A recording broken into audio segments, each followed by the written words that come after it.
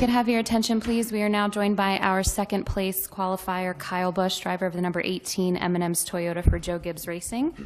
Kyle will join his teammate on the front row for Sunday's Hollywood Casino 400, and this is his 22nd top 10 start of 2016. So Kyle, congratulations on a great run. If you wouldn't mind, just talk a little bit about your car and your outlook for this weekend.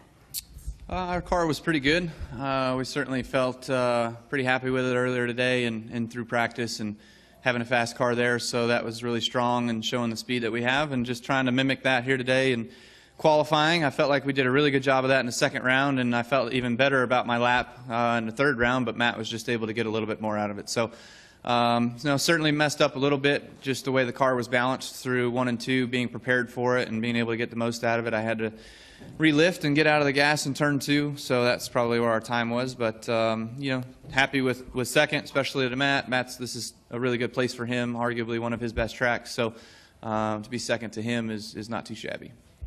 Okay, we'll open up for questions. Here we'll start in the front with Reed and then go to the back.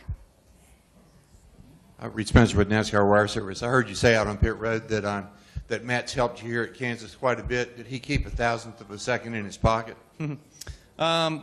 Well, I mean, we've talked a little bit, and I've certainly used some of the things that we've talked about with all my teammates in order to get better here, but it was more so just looking and studying about technique and things that he does, and being able to work on how Matt carries his car around the track and where he makes his speed, and me trying to be able to do the same thing. So, a lot of it had just come through technique and being able to mimic some of the things that he does, and we've gotten a lot better at that. Certainly, I think our balance could have been a tick better in order to just give me a little bit more security and feeling in order to go out there and run 2000s faster. Hey, Kyle, Randy Kovitz, Kansas City Star. You snapped the streak here in May, finally. Is this kind of a carryover? I mean, just really feeling confident here now that you got that monkey off your back? Yeah, certainly I'd like to think so. Running well here.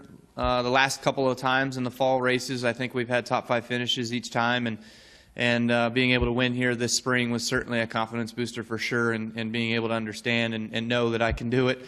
There were a couple guys that were really fast along with us in May that I'm sure we'll have to contend with this time around as well, and it's just a testament to all of us at Joe Gibbs Racing and Toyota to be able to do what we've done and have all three of us from Joe Gibbs in the front 3 spots, and then obviously Martin Truex there in 4th. That was really good too. Additional questions for Kyle? Okay, we'll take one from Kenny Bruce.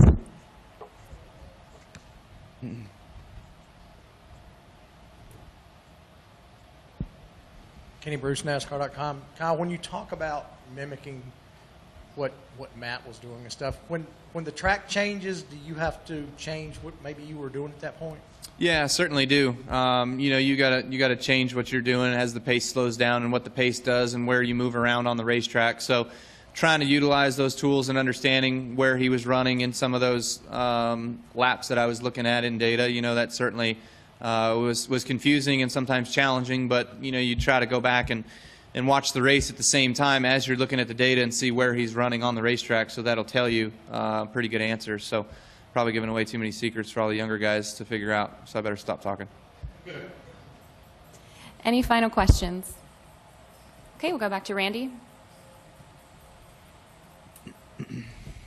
Kyle, as the reigning champion, just kind of talk about just the feeling as we're in the chase again, and you advanced 1 round, and obviously things are a little precarious for round. Just talk about the mindset of the defending champion right now. I would say just trying to stay pretty even. Don't get too excited, don't get too down.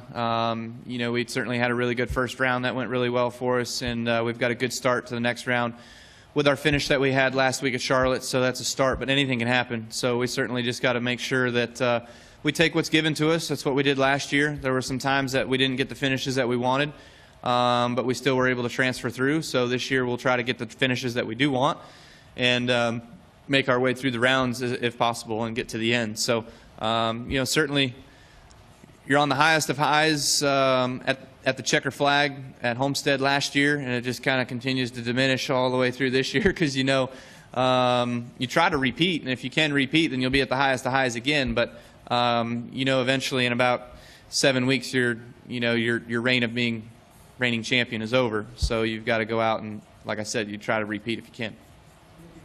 Okay, we'll take a question from Jerry. Kyle, Jerry Jordan, Performance Racing Network and Kicking the Tires.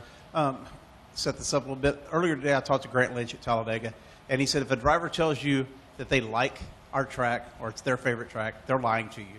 What is your mindset racing at Talladega next weekend with this being elimination and everything? I'll start it out the same way I just did the previous question. You just try to stay even. I mean, you try not to get too worried about it or too jacked up about it or too down about it or anything like that. You know, it's just another race that we've got to go to, and it's on the schedule. And, you know, I don't know. I've been really excited to go there before and think, man, I've got bad luck out of my way, and I'm going to go there and I'm going to win this thing, and I'm wrecked. I'm on the hook, you know. And then there's other times where I go there and I'm just beat from all the bad luck that I've had lately or around that race, and I go out and finish second or something, you know. So it's just, it can go either way for you. It's just such a crapshoot. So you just try to take what's given to you in that event and move on. You know, obviously a couple of years ago it was very, very hard to handle, getting crashed out, trying to run in the back and stay out of everybody's way.